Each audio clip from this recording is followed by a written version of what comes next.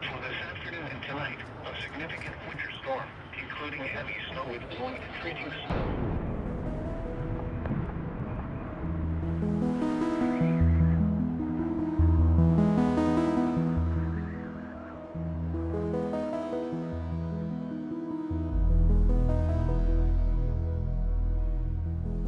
Hello and welcome to the SnowBrains podcast, where it's my job to interview the most interesting people in the snow sports industry and pass their fascinating knowledge on to you, our listeners. I'm your host, Miles Clark.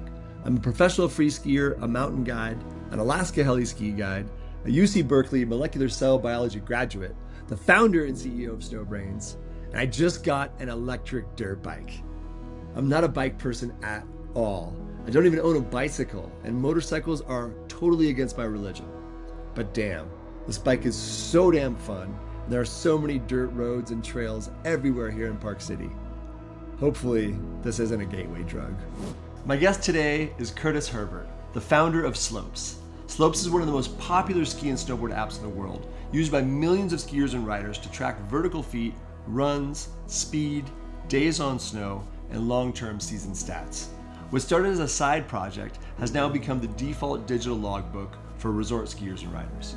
Curtis is a former Apple engineer who took a product-first approach to skiing data, obsessing over accuracy, design, user experience. He built Slopes to solve a simple problem: give skiers and riders clean, reliable data without the clutter. Hello, Curtis. Welcome to the show. Thank you so much for being here. How you doing today, man? Not too bad. A little bit sad that the snow's over in Colorado and we're waiting another 2 weeks at this point, but really happy for the weekend that we just had. 24 inches at Copper, I think they got. That was a nice couple days. And how's the base over there? Well, mostly man-made. The Okay. non-man-made area is looking pretty thin. We're at what is open snow reporting. I think this weekend we finally got up to 56% snowpack in Colorado. But I mean, they've invested so much in artificial snowmaking that at least the main runs, they're in good condition. Coming from somebody who grew up in the Poconos on the East Coast and knows what ice actually is, the conditions out here are pretty damn good.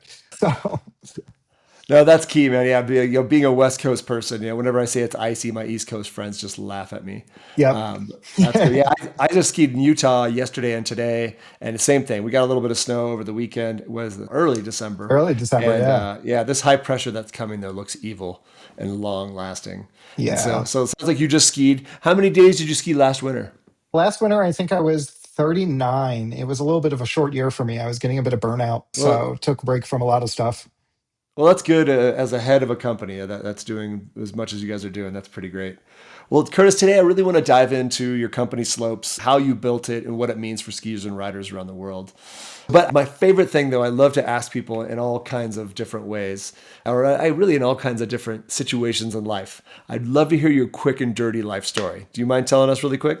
Yeah, sure. Grew up the traditional nerd, I guess, in high school. Loved computers, loved the internet. For reference, I'm 42, so grew up during the internet era when that was all starting off. Absolutely loved it and the creativity you could have with computers and everything. Went to college for that. College wasn't for me, but managed to eke out through it, get a corporate job, hate it for about 6 years, and then kind of go off on my own. Did consulting for a while, was doing a lot of web programming. After consulting for a few years, started Slopes. Yeah, that's been a real fun ride. That's, I think, where my life story got fun.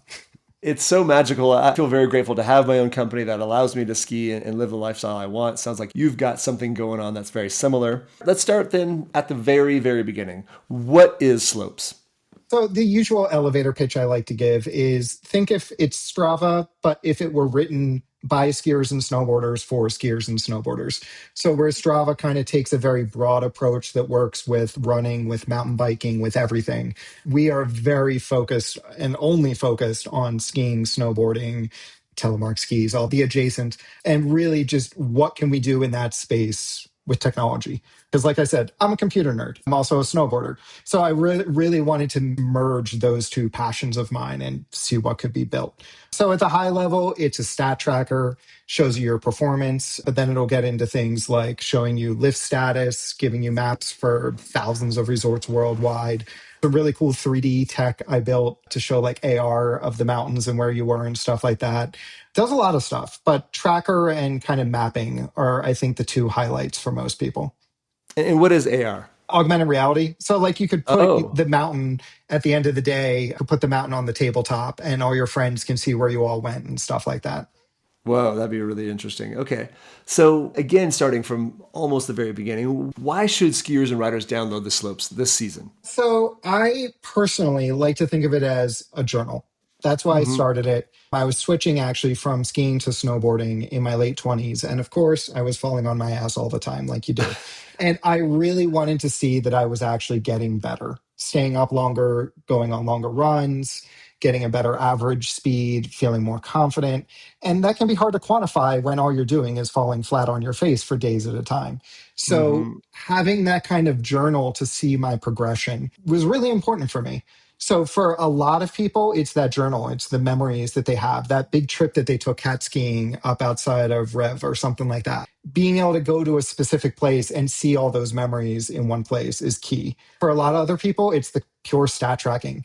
Hey, I'm trying to hit 150 days this season, and I don't want to use Excel spreadsheets again to be able to track that kind of stuff.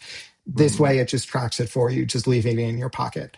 Those are usually, I think, the two main reasons people come into it. That it's like, yeah, that's definitely why you should download it. I've used a lot of tracking apps over the years and kind of gone back and forth, and it seems like one gets better than the other.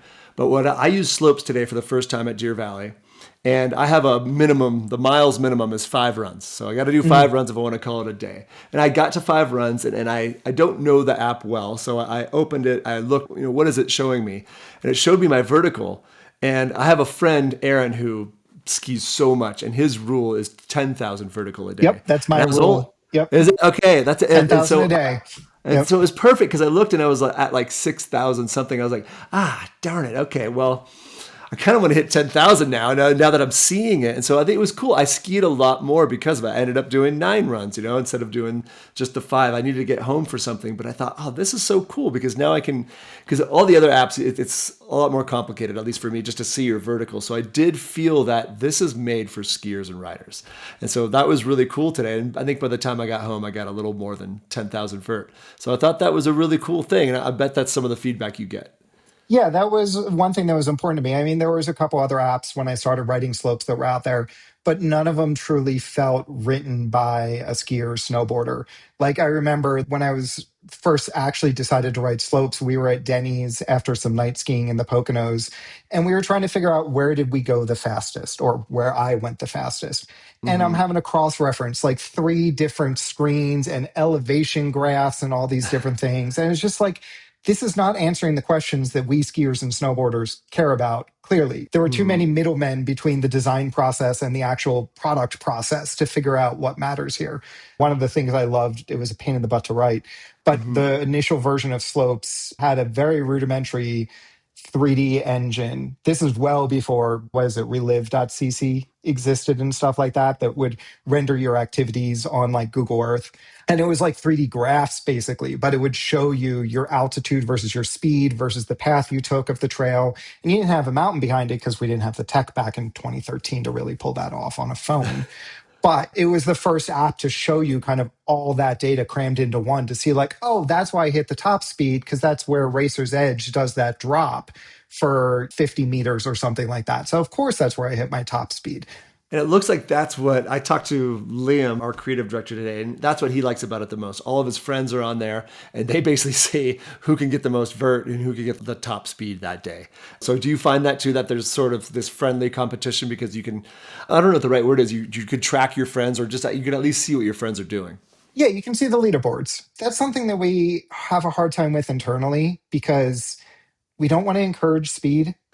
Speed is definitely, some people, they will do anything to break that number. And Right. that is not what we want to encourage on the mountains. That's actually why you'll see like speed is always one of the last stats we show. If you look at the Hmm. leaderboards, it's buried far to the side. We go out of our way to minimize speed as much as possible and say vertical is what you should be looking at. Yeah. But the truth is, like, I was a moron back in my 20s with my friends going fast before apps. People are going to do it whether you give them a tool to track it accurately or not. So it's a hard balance we struggle with because we don't want to take out speed, but it is something that we like to be like, hey, just be careful out there, please. Be responsible. How accurate is the speed and how does it work? Like for example, I'm seeing mine and you're right, it's at the bottom. It says I got 44 miles an hour today, which is surprising to me. I feel like I was just cruising. But how accurate is the speed on slopes? It's pretty accurate. I don't know. Off the top of my head, I'd say plus or minus 5% maybe usually. It Accurate, is a wow. bit of a rolling maximum. So if you hit a top speed for half a second, it's not going to Mhm. count that. You need to Okay. hold that speed for probably 30, 40 meters or so for it to Okay. really count. So yeah, it's more of a sustained top speed than a true peak instantaneous speed. And it's essentially using triangulation from GPS satellites. Yep, your Hmm. phone can report all that kind of data. And then Hmm. we go the extra mile. Usually the speed data from phones doesn't include vertical components, it's only horizontal components. So we recalculate speed based on that. And without getting crazy nerdy, because how do you do the vertical? How does that work? Is that also GPS or is that just attached to a map essentially and you're using the topographic?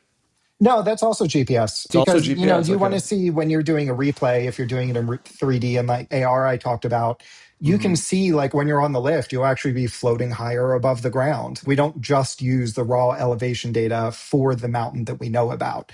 Also because we want this to work worldwide. Slopes works in the Hmm. backcountry, it works at any resort. So we don't want to have high resolution elevation data for every mountain in the world. That's incredibly impossible.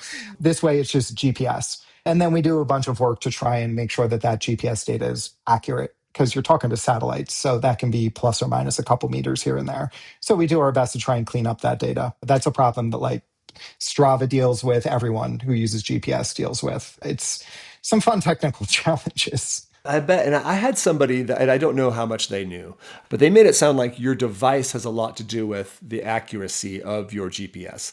So let's say I go backcountry skiing with a friend. We'll have different numbers at the end of the day, even though we did pretty much the exact same thing. What do you find with that? What do you know about that? Does the device matter a lot? I don't think I'd say a lot because usually the Okay. differences we're talking about might be, I don't know, 10 feet per run, 20 feet per run if you're getting Hmm. 1,000 feet of vertical. But like, so I guess the one anecdote that I remember is that when the Apple Watch first got GPS, where they were encouraging like independent recording. So, like, I think this is like WatchOS 4. It's like 8 years ago. Hmm. The GPS that shipped with the watch was pretty bad. They used the Okay. phone's GPS kind of behind the scenes to get all the data. But if you didn't have your phone with you, it would have to use the on device watch GPS. And it was messy and bad. Right. They fixed it quickly, like by the Series 6 Apple Watch. The GPS is Hmm. pretty damn good now for a watch. It's great. It's up there with the phone. But we'll Wow. see it in Android devices. Like if you get the super cheap Android device, they don't ship the best GPS chipset in there. They're making compromises to save money. So you can definitely see those differences. It won't be like 1,000 feet off or something that crazy. Okay. It'll just probably be a couple 100 feet, worst case. But I think for our listeners, an iPhone 16 or the latest Google Pixel phone is going to be more accurate than some kind of cheap phone. Oh, yeah. But like for iPhones, for example, or Google Pixel phones, they've all had good GPS forever. Like the original like iPhone 4 had some pretty shitty GPS. But once Okay. we got up to like the iPhone 8 and stuff like that, it's been pretty rock solid. So you won't really notice that much of a difference. I shouldn't even ask this, but you said it's a chip that makes. I have no idea how the GPS in your phone works. Is there a way to explain that to us non-technical people? So yeah, your phone is talking to 5 satellites at a time. I think there's 28 GPS. Oh God, listeners, please don't email in. Yeah. 28 GPS satellites usually up there, and the chip will try and get fixed to 5 of them. And then Hmm. based on signals that the satellites are pushing down, that helps it try and triangulate basically how far it is from each satellite, and then uses that and some crazy math and trigonometry to figure out, okay, well, based on that, here's where I am horizontally on the globe and vertically on the globe. Yeah, it's a bunch of math, And basically. are they antenna on our phones? Like, how are we gathering those I'm guessing it's electromagnetic signals from these satellites. Yeah, I mean, think of it like cell phone signals being beamed to your phone. Same Hmm. kind of concept. It's just signals Okay. coming from satellites instead of coming from cell phones. Obviously, from an engineering standpoint, those are different. But for Hmm. simplicity's sake, like it's just radio waves coming down from satellites that are beaming a heartbeat with some timing information that then you can go and use that for triangulation. So we essentially have a little antenna in our phone and then a chip that could process all that. Pretty much, yeah. Wow, very interesting. Well, what's the best feature of slopes? Maybe the number one selling point? The best feature is probably this, like I was saying, the stats being really customized for what we skiers and snowboarders care about. And that I love the timeline replay. So when you look at your day at the end of the day, you get all Ah, the stats, which the high level data is there, which is great. How much vertical distance, how many runs, time on lift versus time on runs, all that kind of stuff. But then if you hit the replay button, it's especially cool if you're out there with friends because you'll see essentially a timeline of your day that you can just hit play. You'll see yourself moving around the mountain as the stats are there at the bottom showing. And you can also see where your friends were that you were recording with at the same time. So, like at the Slopes team retreat in Whistler last year, I would hit play and I'd see like me and the five others of us that were doing the hike going off and doing the hike while everybody else who said, nope, we're not hiking, thank you very much, going off to the other side on Blackcomb and doing a thing over here. And just then seeing us all come back together for lunch. Like it really kind of gives you a picture of what was going on in the mountain that you didn't see. That was really cool. that's neat. And I guess it's a real time's not the word, but it's all coordinated in the time. So at 10 o'clock, it shows where everybody was at 10 Right. o'clock. And so it's Yep. just going, oh, that's cool. Because I did watch the replay of my day, and it was neat that you can either include or not include the lift rides. So I went back and forth, but it was more fun just to see it without the lift rides, just where you went. Boom, boom, boom. Yeah, but when you're out there with friends, it'll add in all this. You'll see Everybody. their avatars moving around too, Ah. which is really cool. I like that a lot. That's very and so how does a premium slopes membership? Because yeah, I used the premium slopes membership today, and what I liked was I could get the satellite imagery. But what else? Why should someone get the premium membership? So one of the big ones that people tend to like is the winter maps. So you'll see Ah, there was really basic, like kind of like Google Map, Apple Map style maps by default. You can get the hmm satellite, like you said. Those are your traditional satellite images. So they're summer. So they don't look the best. So we also have in-house winter maps that we made that's digital. It's not a satellite image, but it has all the trails and stuff like that on there. So you can actually look in on the map and be like, oh, that's when I was on Racer's Edge, or that's when I went down Widowmaker or something like that. You can actually go back and see which runs you took, which is always really nice. But then also you get the stat breakdown. So, like I said, when you record, you get the high level stats for your day. They're always there, no matter how many days you record in a season. If you're a free user, you always get those stats. But if you want to start saying, like, hey, well, how much vertical did I get on this run versus that run? Or where was my top speed for the day? Anything that's like a run by run breakdown, that's something that you get as a premium user. So that's where the timeline view really comes alive because then you can see stats for each and every run that you took and see, like, oh, this one, or like your heart rate is another one I love. So when I'm doing a hike somewhere, I can see, like, oh, Imperial at Breckenridge really kicked my butt today. My heart rate got up there. Or start to see, like, oh no, my heart rate stayed a lot better. I'm clearly mid-season at this point. So you get a lot more analytics like that as a paid user. and so you essentially can connect your watch that's attached to your heart rate or something like that to the phone. Yep. Yep. Okay. And I like that I was able to put my photos and videos in there automatically. And I don't know if that's a premium offering, but that is really cool because the idea for me is similar to you. My friend Dwayne is a freak for all this kind of stuff. And I really like this too. I track all my days. I track, I don't track all my vert, but now I will. And so I really like the idea of tracking all this stuff, but I really, more than anything, I love the idea of having my photos, any videos I took with my phone are just right there. So you can go back and see what you did, where you were, what the mountain looked like that day, what the weather was doing. And so I think that posterity is something that I really enjoy. And I think that's such a cool feature to have the photos that you took that day stuck right in there in the app. Yeah, like I said, for me, the original idea for Slopes was very much a journal. And photos, hmm especially now with the Insta 360 and stuff like that, photos and videos are a huge part of ski memories for a lot of people. So just having Slopes to be able to automatically just pull from your picture feed and just show all the pictures and videos you took for that day is really awesome. It's a big part of why I use Slopes because then if on iOS, if you add to your home screen the Slopes widget, it'll just cycle through those pictures and those photos that you took. So you can have a widget on your home screen that you know is just Oh, going to be wow. winter photos, not just all your photos from your entire winter library. It'll be like, hey, here's snow on your home screen every day, which is That's one of the fun. things I use it for. I love that. What's the most underrated feature or maybe something that users miss? I'd say trips, probably. So we have a feature Find My Friends. People are familiar with it with like Apple's Find My, except it works cross-platform. So if you have an Android friend on Slopes and an iOS friend on Slopes, it works together. So while you're recording, you can see where you are on the mountain, which is great. So, if one of my friends gets stuck in the trees, I can see like, oh, nope, they moved 30 seconds ago. They're at least still alive. They're making their way Right. out. They didn't hit a tree. And Trips makes that really easy because you don't have to necessarily friend everyone that you want to see. So I run a retreat for iPhone developers every year. And this is why I made Trips. And there's 13 of us there. And we didn't want to each have to friend each other for the purpose of that weekend. So this Mhm. way, there's just one trip. Everybody joins it. During the trip, everybody can use Find My Friends. They have private leaderboards just for the trip. So you can see who got the most runs while you were all there. And then at the end of the day, you can friend someone if you want to, or if not, it's over. But it makes it just so much easier to just send out one link to the group chat before it all starts and just yell at everyone to get on it so we can keep tabs on everyone in case somebody gets separated and not have to do all the work of everybody friending everybody. I like this a lot because when my buddies from Cal Ski Team, from where I went to college, come up to Tahoe, we try to ski together. And everybody's got kids and different schedules, and we're all basically on WhatsApp trying to find Yep. each other with a location thing. And it's just I never found one of them. So and some people have it on, some people have it off. So I like the idea that just hey, here's this link, click it, let's figure it Well, and they out don't from know where there. they are half the time. They're Yeah, like, oh, I'm at exactly. this lift, and they're actually at that lift. So that's like Yeah. one of the goals with Slopes is we're talking about technology and like it wiggling its way into skiing and stuff like that. But one of my goals is putting technology in there for technology's sake. Yeah, there's a bunch of stuff we could do in the ski industry just to say like, oh, look at the cool new shiny.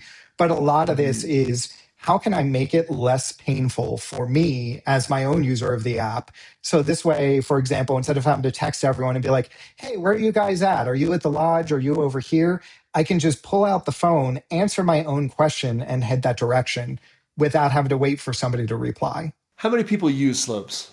I think this year we're going to be around 3 million, maybe just north of 3 Damn, million. that's Yeah. crazy. It's last we looked, I think in the US, because it varies per region. In the Hmm. US, I think we're at about 1 in every 10 skiers use Slopes now. Wow, that's crazy. Wow, congratulations. Yeah. That's nuts. And do you Thanks. have any, you must have some amazing data. And I don't know what you can share, what you can't share, but do you have any interesting data you could share with us about your user base? There's got to be some interesting trends or Yeah, I statistics. ran some random database queries before the call. Oh, thank you. So last winter, we tracked 92 billion vertical feet in Whoa, Slopes. that's insane. And the average user was tracking about 11,000 feet a day. So Per that's day. kind of the Okay, so average that's the user. average. Yeah, Yeah. which is great. Yeah, and how I skied today, I was something like 10 runs for what I did. That makes sense. People will probably ski 5 runs, take a break, ski 5 more. And who uses slopes? What are your biggest countries? US is definitely the biggest country. That's about 65. Well, looking at last week, which were a little diminished because of said snowpack in Utah, Oh man, California, and Colorado, but so bad. it's still 65% of active users last week were in America and Canada. And then 35% were Japan and Europe for last Oh week. wow.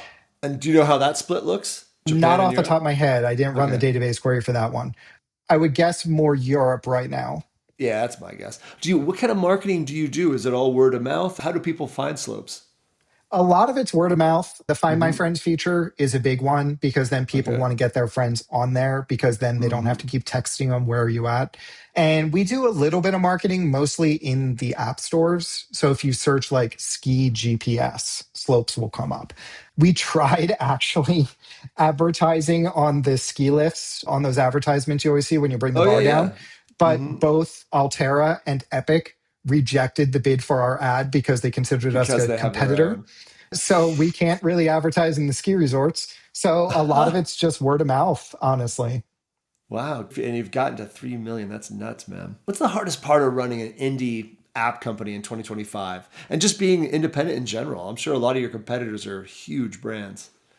Yeah, I mean, some of it from more the indie standpoint, some of it Hmm. is the threat of resorts, these people with huge pockets that don't Right. have to worry about payroll the same way that we do. I mean, Hmm. obviously they have to worry about payroll, but it's they can afford to waste money on an app and not have it Hmm. be profitable and give it away for free and advertise Hmm. it everywhere for free, basically. We can't do that. That's the indie side of things, can be Yeah. challenging with those kind of forces. But a lot of it too is just keeping up with everything. I mean, there's so much to Mm. do, having an iOS app, an Android app, an Apple Watch app, integrating with Oh, Strava and Garmin, having a web right. component that we're continuing to build out, all the mapping stuff we do. Like, there's just so much to do. And so trying to keep on top of that and keep all the balls in the air and not drop any, I think that's one of the hardest challenges leading it all. Have you made any interesting mistakes? What might be the biggest mistake you've made so far as a founder? That's a good one. So it might not be the biggest mistake as a founder, but Uh I huh. spend at least 70% of my time still writing code. That's my passion, designing the product and the code.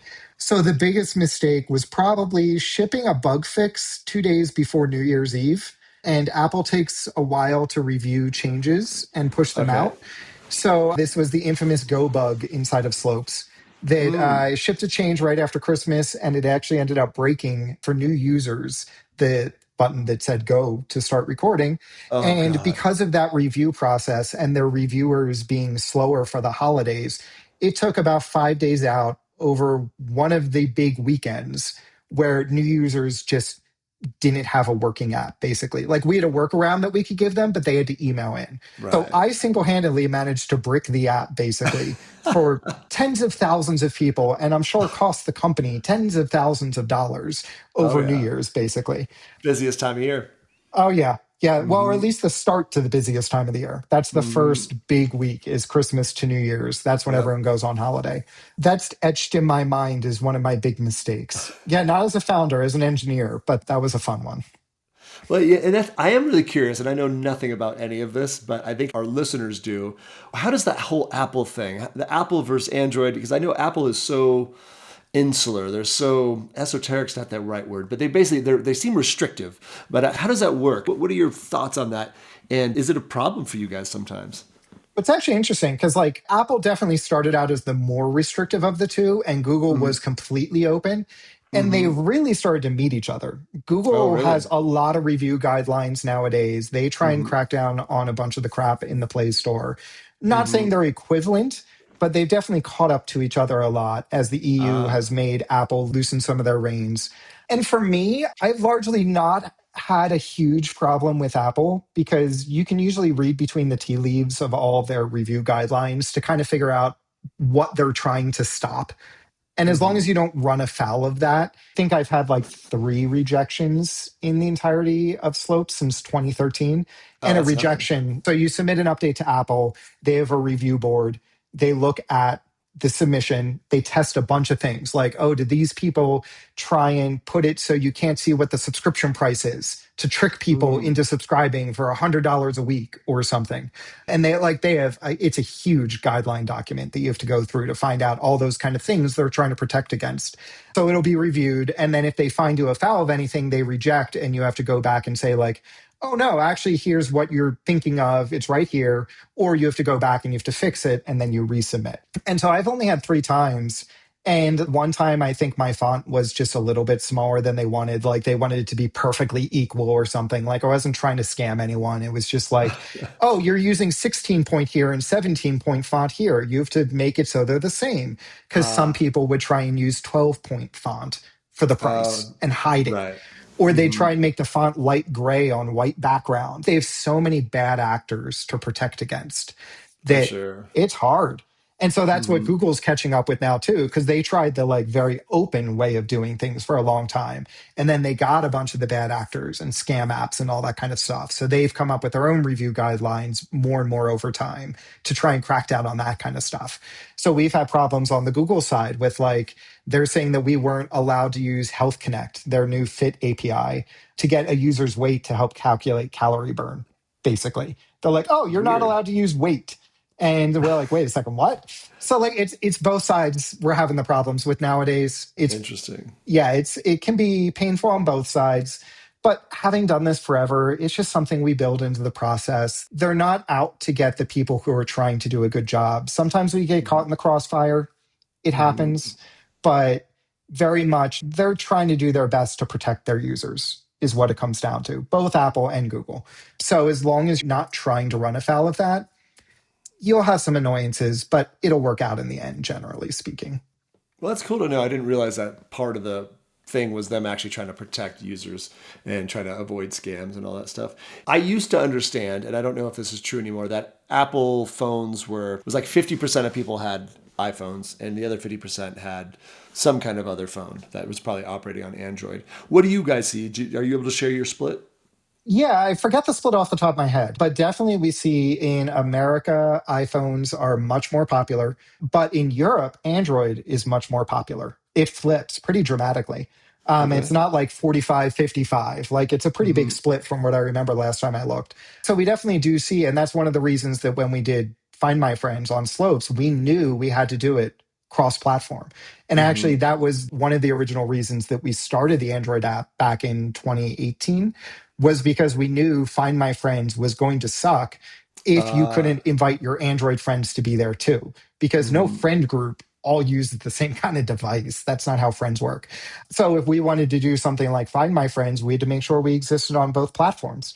And is that super complex when you have to have both platforms talking to each other? No, they talk to the Oh, good. backend server that we Okay. have. The complexity is just writing two apps and writing them natively. Like we're not using React Native or any kind of shortcut that's like write once and it runs on both platforms. We've written native apps for both platforms because we need to care about things like battery life and how hot we make your phone and things like that. Like you'll notice Mm-hmm. some apps will really make your phone pretty hot sometimes and they don't seem like Mm-hmm. they're doing much. Depending on the tools you use, that can happen. So we want to make sure that we can last for 10 plus hours, no problem, on your device, assuming you don't have an 8-year-old device with a bad battery. So yeah, it's more maintaining two platforms and having to write features twice, essentially. It's more of the technical difficulty than anything. And you won an Apple Design Award. What does that mean? What feature or why did you win that award? So that's just an award Apple gives out to about, I think this year was Oh, six wow. apps and six games every year. They have about six categories for Mm-hmm. like I forget all. It's like social impact, interaction. I forget all the categories. Think the Oscars where they have categories, same Right. concept. And so we won for interaction, which was Wow. a large part was like the timeline replay screen I was talking about, where you can kind of see Mm-hmm. your day played back and how we're visualizing that data and visualizing all your friends alongside you and your photos and making it more of a journal than just raw stats on the screen. That's what we got that for. That seems really big time. I didn't know it was that exclusive. What changed after that? I mean, it seems like that's massive for you guys. I mean, it definitely gave us some legitimacy in the App Store. You know, we get a nice Mm-hmm. little badge now, editor's choice and stuff like Yeah. that. I think within the Apple ecosystem, that's a pretty big deal. That's something I certainly wanted for a long time and never thought I would ever get. But outside of the Apple ecosystem, it doesn't really mean much. It's just a nice shiny thing to put in the title bar, like, oh, we got the Apple Design Award. But Mm-hmm. nobody knows what it is. So it's Well, I like, certainly didn't. Yeah. yeah, so it's like, oh, it's cool for me as somebody who uses Apple technology and like knows that ecosystem. But outside of that, it didn't like suddenly increase our download numbers by a huge amount or like get the press to suddenly pay attention to us or something. Like within the Apple tech press, sure, they paid attention to it. But outside in like the ski press, it's like, what's an Apple Design Award? Okay, sure. It was more just like we felt awesome winning it. Like at Yeah. the end of the day, that's what it was. It was like a pat on the back from the people that do design stuff that we respect and we try and emulate good design. They said like, "Hey, you did a good job." That felt really good. Well, congrats. And you mentioned your team. How many people are on your team? We're at 12 now. I'm hoping 12. not to get much bigger because 12 feels like a nice little sweet spot and we like keeping things pretty small. No, congrats, man. That's huge. I think we're six now or five and a half, and it's already a lot. So, Yeah, it is. congrats to you. And it's just crazy to me. This is a bizarre question, but as a non-code person, you have 12 people. How many of them are coding? Why do you have to always be writing code? It's just you're always trying to improve. Things are breaking. You're saying you spend 70% of your time potentially writing code. What is that code you're writing? So the engineers are actually the last hires I've made. I tried Mm. to get along as long as I could without hiring another Apple engineer and You a did web everything. engineer. I did everything on the iPhone and Whoa. the Apple Watch and the web. Wow. I had an Android engineer. Well, I shouldn't say had. He's still with us. Have an Android engineer since 2018. But the iOS and web engineers, they've only come on in the last year because it's Okay. just got to be too much for me to keep up with on my own. Can't But then imagine. we have two customer support people. We have one person in charge of resort data, two people working on just our resort maps, the interactive maps I talked about before with all the runs and the lifts labeled and stuff. There's no good Mhm. data set out there. So we're looking at PDF maps compared to satellite maps, compared to our internal heat map data to show where Mm. the chutes are, and then actually draw the line on the chute. We're doing that for thousands of resorts worldwide. So we have people dedicated full time to just managing like mapping data. And that's a Mhm. huge project in and of itself. No, absolutely. You mentioned lifts on your maps. This is outside of your realm probably, but Google Maps used to have lifts on it and then they got rid of it and it looks like they just brought it back. Do you have any Mhm. comments or ideas on what's going on there? I hope it's more accurate than it was before, if I can have a little snide Ah, comment. yeah. No, Um, tell us more. No, because this is part of the reason I decided to do our own internal mapping data instead of relying Hmm. what was out there. Because I remember I was looking at, forget which resort it was, but I was looking at one of the lists. It might have been even like Vail or something. It was, or no, Park City, I think it was. And they had a Hmm. lift just totally in the wrong spot that had been replaced like 3 years ago. And like Mm. Google just never updated the data.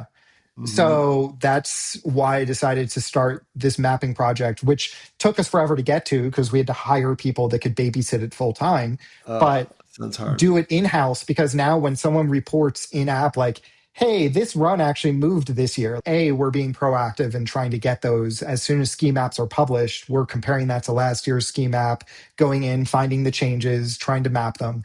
But if somebody does report it, that way we can just internally be like, oh, okay, verify that and then publish it and it's out within like 48 hours.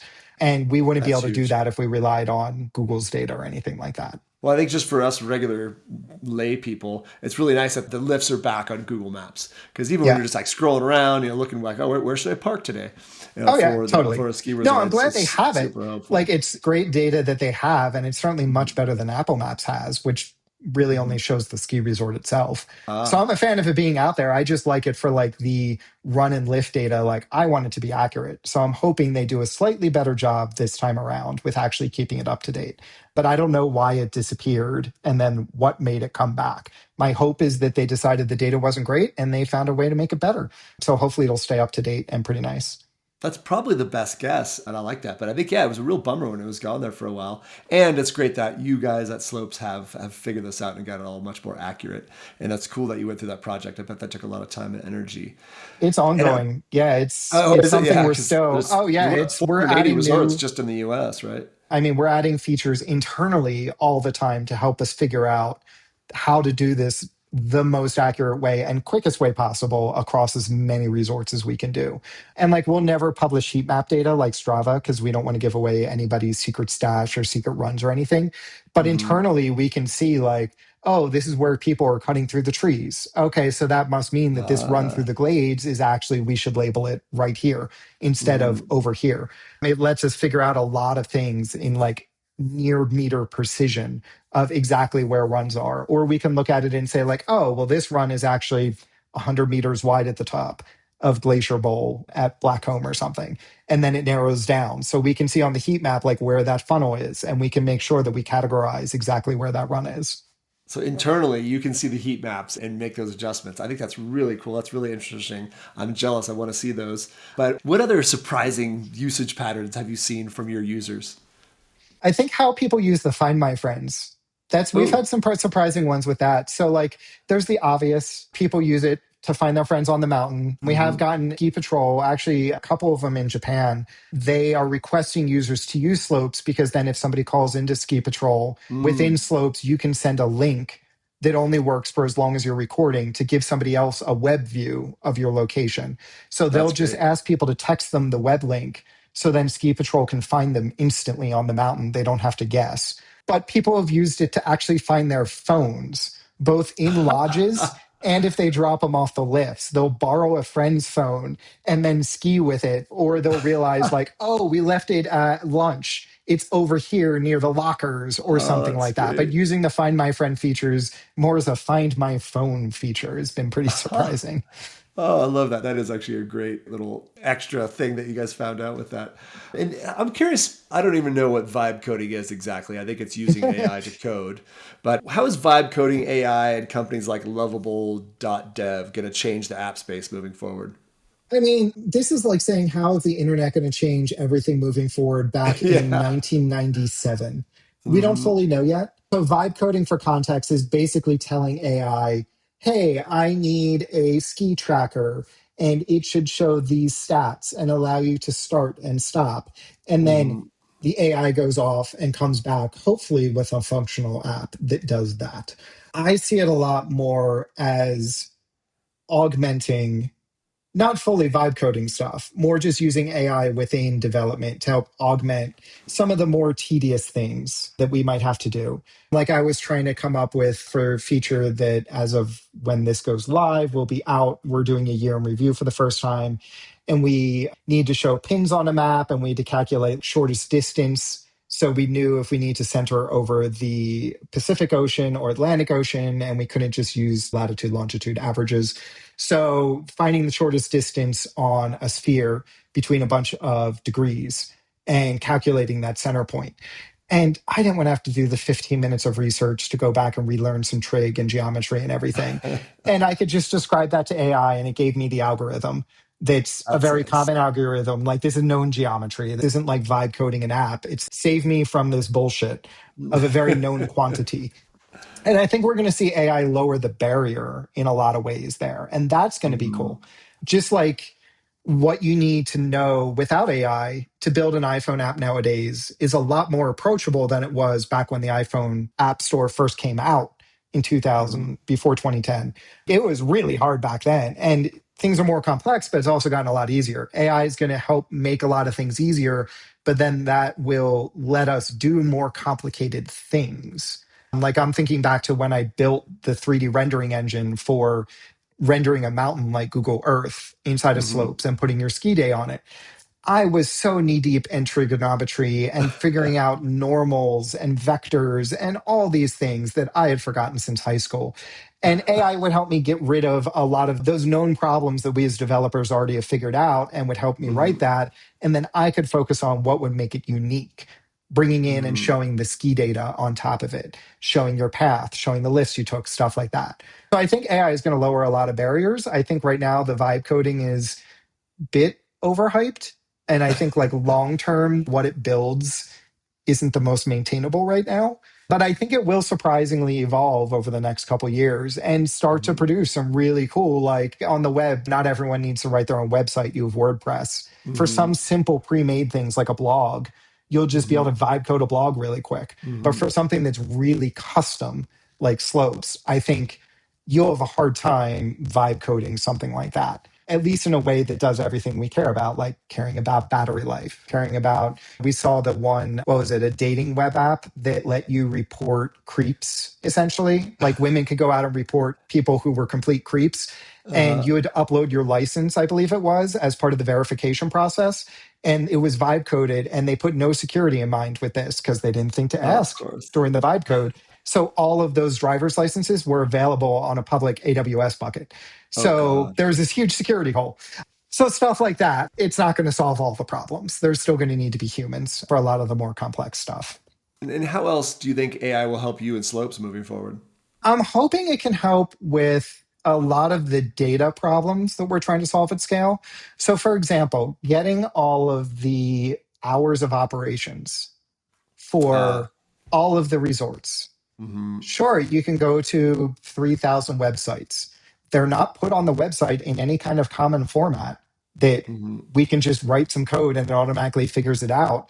Stuff like that, AI is great for. And that's something that like we were looking into internally actually earlier today. The web engineer just built something to help get some of that data and present it to us so that we could then verify that it's correct and actually accept it as truth, not Hmm. automatically do it yet.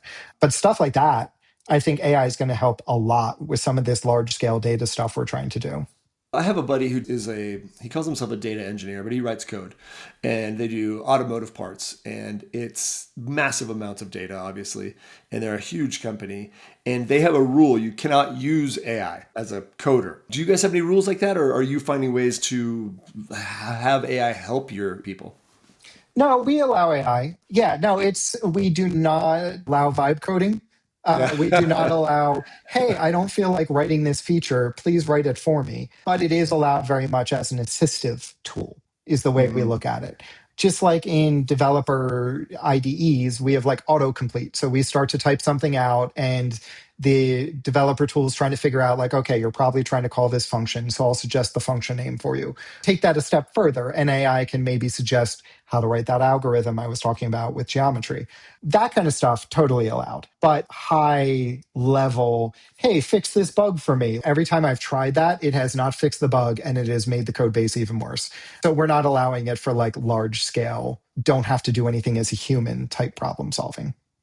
I love using AI. I use it as a search engine, I think, is like most people do at this point. Yeah. But it's wrong all the time and it It pisses me off. hallucinates. And Yep. yeah, and I get mad at it and I'll tell it to do something over and over and over and it can't do it. Anyway, so I'm Oh, and glad I that you love it guys when are. it apologizes and it's like, yes, I did not listen to your instructions. And I'm like, Yes. okay, please follow instructions. And then it will do the same thing again and make Yeah. the same mistake again. And one Hmm. time I'm just like, I'm like, I give up. You failed me. And it's like, I'm so sorry. Let me try that again. I'm like, Yeah. no, I know Yeah. how this is going to go. No, I've had the exact same experience. It's so frustrating. Yeah, and that's where like so for the code, like all of our code, we still human review. Hmm. It's still very like we are aware of its shortcomings. And there's promise here. It's like the internet. There was a lot of Hmm. promise of the internet in the late 90s. It was Hmm. complete smoke up butts. And Yeah. none of it ever panned out. But the internet did absolutely transform everything that we do. And I Oh think yeah. AI is going to be doing the same thing in a lot of ways. It's just right now we're still very in the early days and a lot of stuff is unreliable. And like I was saying, even for the resort hours, we're still human verifying everything the AI comes up with because we don't Good. trust it yet. It could come up with numbers for all we know. It's not 100% trustworthy. I absolutely agree. I think that's good for everybody to hear. But it is interesting. Like you said, the internet really did change our lives. I mean, we're two guys right now talking here. I would not have my lifestyle without the internet. It's amazing. Same. I get to ski more and be outside more because of the internet. Yeah. So, yeah, so hopefully AI leads to more people getting to be outside and find ways to live their ideal lifestyle.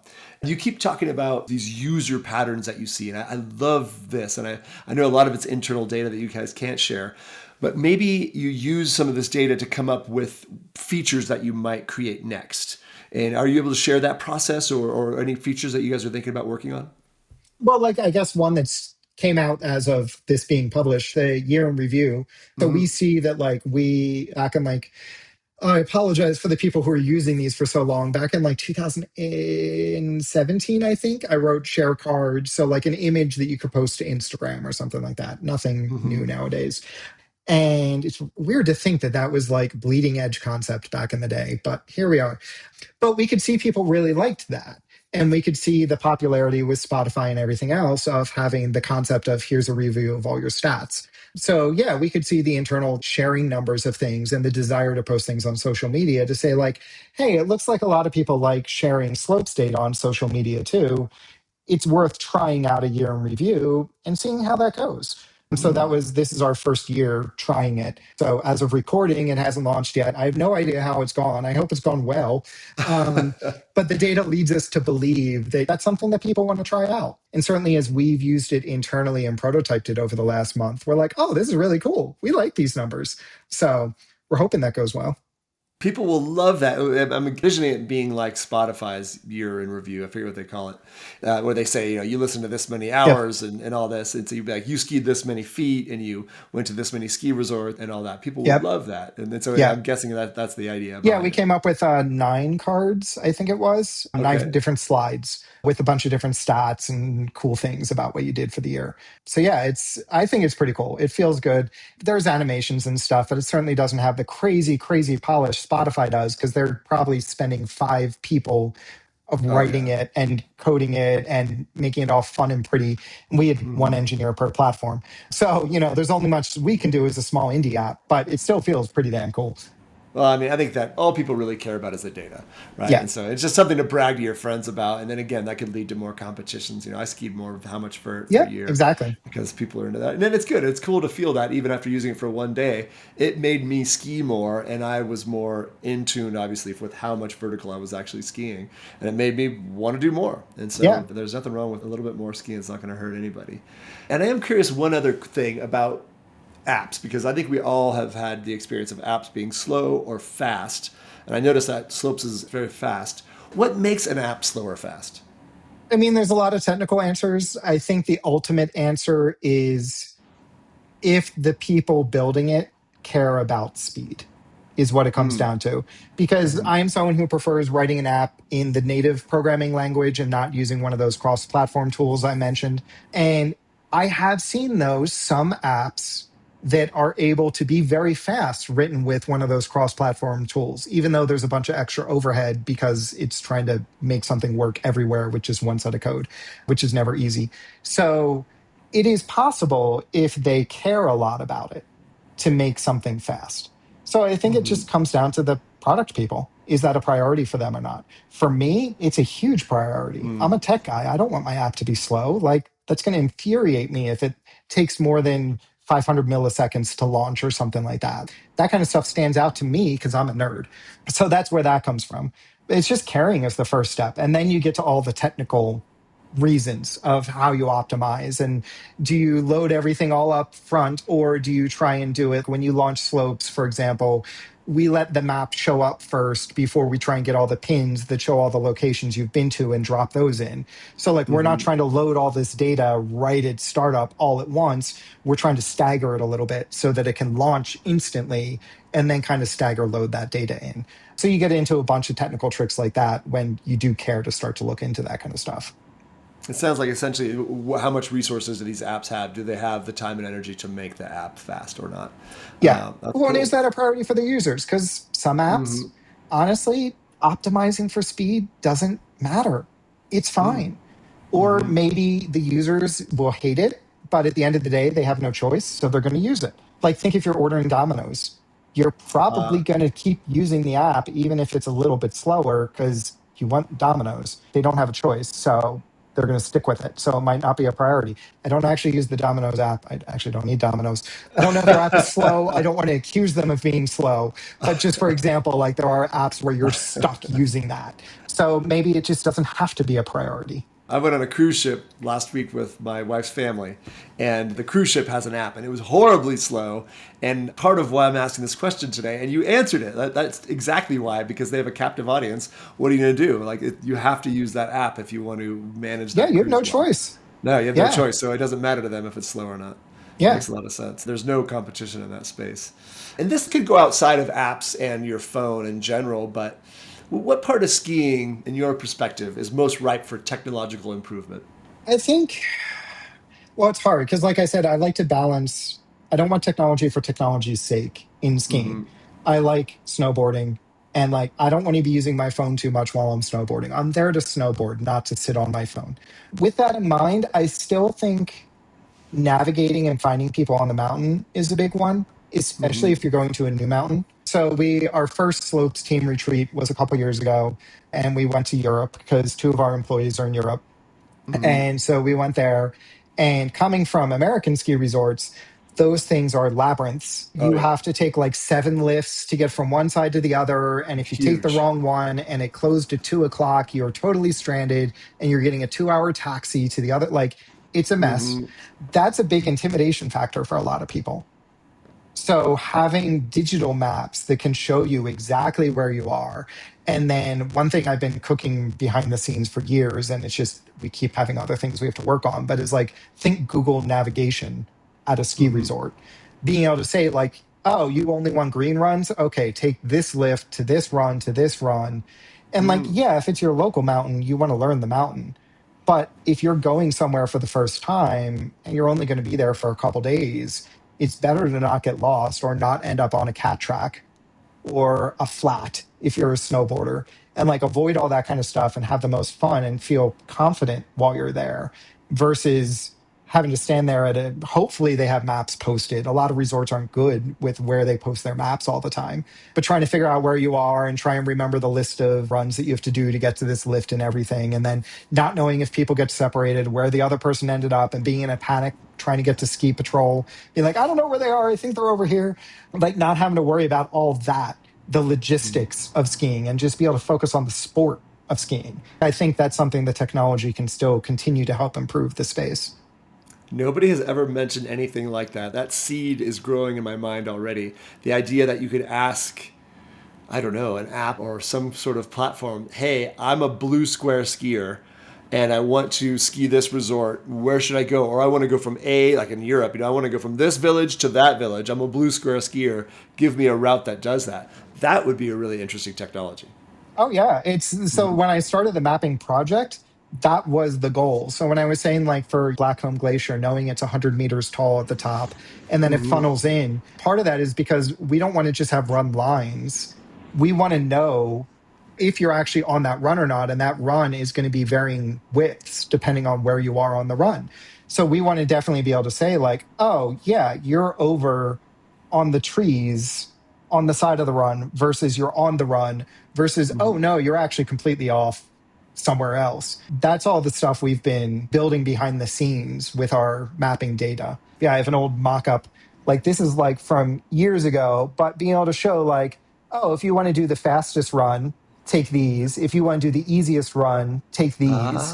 And you'll have one lift line if you go the easiest run, or you don't have to worry about a lift line if you go the fastest, but you'll have to take some blues and a black. Be able to do that and just hit go and then have it help you get there. Because like I always just think back to like the first couple times I went to Killington and like just standing at the top of K1, just looking at that map being like, okay, so we want to take Bear Claw to Needle's Eye to this, to that, to this, to that, to this, to that, and have to stop every 2 minutes, make sure everybody didn't get separated and make sure that we're on the right path. And like all that, I feel like we shouldn't have to worry about as much. That gets in the way of us enjoying the sport of just skiing. It's just we want to all end up at the same place and not get lost. So like remove that anxiety and let us focus back more on the sport would be really nice. My mind is racing right now. This is the most exciting thing we've talked about in my brain because I think you can make, for lack of a better term, you can make scavenger hunts. You can make games. They could even be like, hidden Easter eggs. You might have to like work find all the huts and like, or resorts could like badge if sign you on find and all like of them. hide Easter eggs here and there. Yeah. And then you could also ask like, hey, how could I get the most vertical? So remember Helly Hansen used to have this comp. It would come to Palisades Tahoe and other places. And they like, who could get the most vert in a day? And so there people that knew the data were like, all right, the far east chair is the fastest. You could get the most vertical. It's the most direct run. It's not the longest run, and I think it's become monotonous, but if you just rode that all day, you could win the game. And so and it just goes from there, right? Like there's so many ideas. That's where it's like, if you want to get the most vertical in a day, the data is huge because it's not just like, oh, I need to go 50 miles per hour. That's not the answer to getting the most vertical in the day. The answer is picking the right chair in the right run. And it's not just go fast. Yeah, there's so much cool stuff you can do with it. Or like as a snowboarder, one thing I've wanted to put in our elevation graphs is like calculating your probable speed coming into a flat and telling you, hey, you're probably going to have to unstrap and kick here. And like showing all those points on a map and like helping you with navigation. If it's seeing that you're a snowboarder, maybe it'll say like, oh, if you're going up go up to the Horseshoe Bowl. Don't take that cat track there because you're going to have to kick. All that. There's just so much cool stuff we can do to assist people with this data. And again, that's not technology for technology's sake. That's trying to get you to waste less time is ultimately what it's about, and waste less anxiety about it. Complex technology that would result in a simple user experience that could make your ski day better. People are going to sign up for that. And it's just so cool to hear this perspective from you because, yeah, like I said, it's just so many ideas exploding out of our brains right now, and our listeners too. There's so many things you can do with it. And I really even love the really basic idea of just scavenger hunt type things. Because I think it'd be really fun for visitors. And if you're a local, a lot of people think, I have skied here a lot of times. It's less interesting than it was at some point. Because I know one thing that humans are super, I don't know if addicted to it, but just turned on by evolutionarily is essentially challenge as well as randomness. And Yep, so newness. Yep. those go away, right? After you've been skiing at a certain ski resort for a long time, and they add these little scavenger huts, Easter eggs, challenges, vertical feet, lots of interesting things that you guys can do at slopes. There's no question.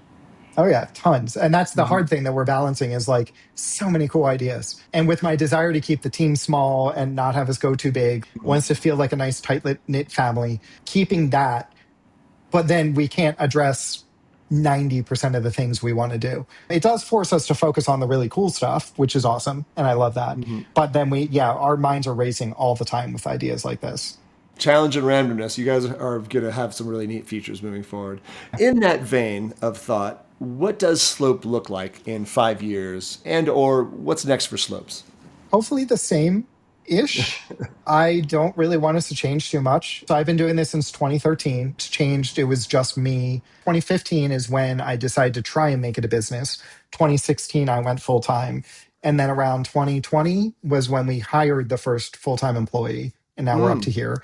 There's been a lot of change, but I'm kind of hoping where we are now is a sweet spot and it doesn't change too much. Maybe one or two more employees. We're going to need more help with data and customer support, I'm sure. But want to keep it small and just kind of want to keep doing what we're doing and shipping the features that like we want to use ourselves and get us excited, and just keep hammering away at the idea of the rest of the ski industry feels like it's stuck in the 1980s with technology. And it's also a bunch of people who don't understand how technology could augment skiing in an actual way that like we skiers and snowboarders want. They just want to shove technology down our face. Like Epic last year when they announced like we're going to have an AI chat bot. That's our big new feature. Come on, who cares about that? We want to keep working on like, okay, how can we find ways to bring technology into skiing to like augment it in a way that doesn't take over the sport and doesn't take away from the sport and doesn't replace what we like about the sport or give us some new addiction. We always have to check our slopes feed to figure out who went skiing today. Like you'll notice we don't have an activity feed. I refuse to publish one because we don't want that kind of like digital addiction to an activity feed. It's just a trick to get you to use apps more. Like, so you can give kudos on Strava. You better check it every day, see who gave you kudos. We want to avoid that and just keep focusing on the stuff that we're really excited about from a ski snowboard standpoint. So feels like a cop-out answer, kind of like, I hope it doesn't look much different. I hope we just stay the course and we can keep shipping something awesome. That's where I hope it looks like. Well, one of the oldest adages of all time is if it ain't broke, don't fix it. Yeah. So I think that you guys are on a good path. I'm excited to see where you go from here. I want a damn scavenger hunt at some point. And I think it's really fun. And that's about all I got for you, man. Is there anything else you'd like to share here at the end of the show, Curtis? Can I nerd out for 1 second on one other project we have going? Please do, because we cater to a nerd audience here. So I'm a mapping nerd. That's my thing. I like mapping. Like I like stats too, but I was always most excited when we started the mapping project I talked about. One of the things we've been working on that I'm really hoping comes out this season is we're working. So if you've ever noticed, if you look at tree data that's available out there for most other ski apps, it's really limited what the tree data is. And it's usually missing a lot. What do you mean by tree data? So like, yeah, a good example that I looked back at for a long time was Killington. So if you looked at Killington at not the satellite map, but like a digital version of it, think like Google Maps. If you looked at it and you were looking to where the trees are, so just like an outline of all the trees, there was actually a big, massive square in the middle of Killington that was just missing tree data. And there was just none there. So you just thought there were no trees, but it just happened to be the shape of a square. If you look at Colorado, for example, there'll be some tree data inside of the ski resorts that like people have contributed to open source databases for like saying like, hey, here's an outline of the forest. But if you then look right outside of like Keystone or Breckenridge in the backcountry, there's no tree data. You'd have to switch to a satellite map to see the tree data. But if you're on like a topographic map, you don't see that tree data. There's no good open data set for that. So one thing we're solving internally is looking at satellite data using machine learning to get the canopy height for trees in a given area, like a 1 meter radius, filtering out anything less than 1 meter high. So the bushes and stuff that'll be covered by snow in the winter. And then using that to come up with not each individual tree, but the outline of trees for the Wow. entire world. So then, like, Whoa. one of the ones I love is like the Horseshoe Bowl right now. If you look inside of slopes, the open set tree data set that's out there that everyone uses, Mhm. at least 50% of the tree patches are missing. So you don't know, Okay. like, oh, there is a bunch of trees here, and then there's a opening over here, and then there are more trees. So if you're trying to Mhm. find where your friend is, you're not like, oh, they're just on the other side of that tree patch. It's just Mhm. big openings, so you don't know why you can't see them. And so the new data set that we have is showing like all those clusters of trees in the Horseshoe Bowl or off Peak Six or wherever. It's just trees everywhere, basically, which is then going to be great for the backcountry because then if you're trying to plan something or you're out there trying to look around, you'll have a lot more landmarks on the digital maps themselves than today. You basically have nothing in the backcountry. It's usually empty. A good way to think about this might be like if you remember Apple Maps 5 years ago, or I think Google Maps a year ago, all of a sudden their trees got really good. They went from like, hey, here's a big green forest, but we don't show any of the openings or anything, to like, oh no, we're showing the outlines of the openings and all that kind of stuff. Google and Apple did their own machine learning internally with satellite imagery to figure out here's the trees. And that's why everything looks so much more accurate on those two platforms for their maps now when it comes to outside stuff. So we're finally doing that, which is something I've wanted to tackle for like years because trees give you such a picture of the ski resort itself. That's such a big, important thing. And it's mostly been missing from the data out there that's digital, not just a satellite map, obviously, because the photo, they're there, but us knowing on a programmer side, like, oh, here's a tree here. We didn't have that data really. That's been a fun problem that we've been nerding out on for the past year. And we're getting close to having that done. And I'm really excited to see it come out. I'm excited too. I'm glad you guys are nerding out on it because as a skier or a rider, that is huge. You do need to know, is this treed? Is it not treed? Is this more of a gully that's been washed out, or maybe a creek bed? And that kind of stuff is really important for navigation, Yeah. especially when you do leave the resort at all. But even inbounds, it's nice to know what am I getting into, and regionally as well. Like if I'm in British Columbia, for example, usually the trees are too tight to even ski through.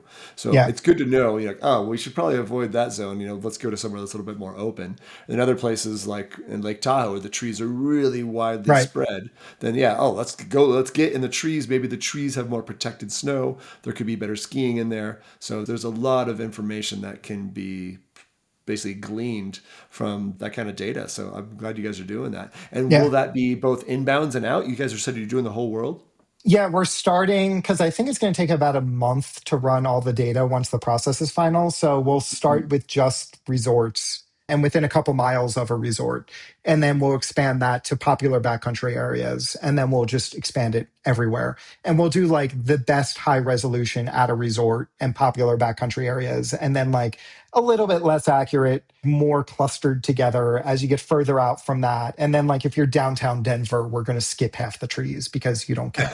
So it's a hard balance of we're doing trees worldwide here. This isn't just in a small area. So we have to come up with like, well, we have to upload all this data. We don't want to upload terabytes of data for trees when like you don't Mhm. need the trees in downtown Philly or middle of Kansas. Well, and So you're like probably how do we picking latitude, balance? right? You don't need tropical trees.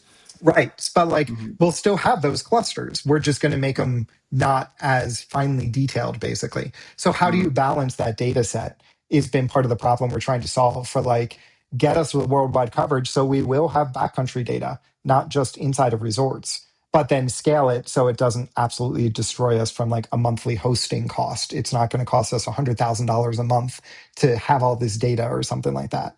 And how long does a project like this take? I mean, we've been probably actively working on it since June ish, since coming up with the original proof of concept before that last year. But like actually working on all of the programming and everything needed to process all the data and everything else associated with managing this kind of data. It's probably been going on pretty much since June. The lead mapper has been working on it. She had to buy basically like a little supercomputer to process all this with machine learning. And it's heating up her workspace very nicely as it runs. I bet. It's a pretty beefy computer. Yeah, absolutely. Well, that's so interesting. Sometimes I feel so silly. It's like the world is essentially run by computers now. Why do I not know how to code? And it's sort of the same ideology of humans can fly now. How do I not know how to fly a Yeah, plane? It's that's what insane. you use specialists for. Yeah. I don't know. Half the shit she is doing with mapping is like, I have no idea how ArcGIS Pro and all this kind of stuff. There's an entire world out there just for like this mapping kind of stuff and data management around mapping. And I did enough to be dangerous to like get the wheel moving and prototyping stuff 5 years ago. And now Mhm. it's so far out of what I know and what my depth is because I've hand over the reins. But like an expert like her can come in and do a lot with it and do some really cool stuff. So like it's okay you don't know how to code. It's okay I don't know how to do this mapping stuff. Mhm. People have to specialize. That's why we hire you. Exactly. Well, Exactly. I hope that our computer engineering, basically coding nerds that listen to the podcast, got something out of this. Hopefully, we finally got something that catered to them a little bit. Yeah, I'm I glad we think can nerd out a little bit. I'm always looking for opportunities to nerd out on all this stuff because we do as a team, like our Slack, we're constantly nerding out over this shit. But it's nice to be able to share that externally. Oh, I love that. I mean, that's one of my focuses on this show. I love the nerdy stuff. So this was really cool to dive into something that I really don't know much about and learn a bunch more. So I'm excited to keep using my app and see what else I can learn, and hopefully it keeps poking me to do a little bit more vert every day. Get that 10,000 a day. It's a good rule of thumb. And make sure you're at least getting the drive worth. Yeah, I think that's right, especially right now when there's really no snow and we're just skiing the same groomers over and over. It's nice to have something that is keeping me on the hill, get those laps, because I do need to ski. I spent the whole summer backcountry skiing where you ski very little, one or Mm. two runs a day, and we're not even skiing every day. Right now, I need to get out there and get laps, get my legs back. Yeah, exactly. It gets your legs back. That's the important part because that way, when powder finally hits in January, you're ready for it. So Oh, that's why I like that 10,000 rule. It makes sure early season when you're normally, I don't know, it gets your legs ready for January. and fingers crossed for a big one, a big I January, hope so. please. We need it. We really Nice, need it. man. Well, thanks again. Anything else you want to share here at the end of the show? No, just thanks for having me. I appreciate you, Curtis. Have a great rest of the day. Thanks for all this, and thanks so much for coming on the show. Thanks a lot. Thank you so much for listening to the SnowBrains podcast. If you liked this podcast, please share with friends and family, and please be sure to subscribe. To find out more about SnowBrains, please visit us at snowbrains.com. You can also find us on Instagram, X, Facebook, and more. This episode of the SnowBrains podcast was edited by Liam Abbott, and I'm your host, Miles Clark.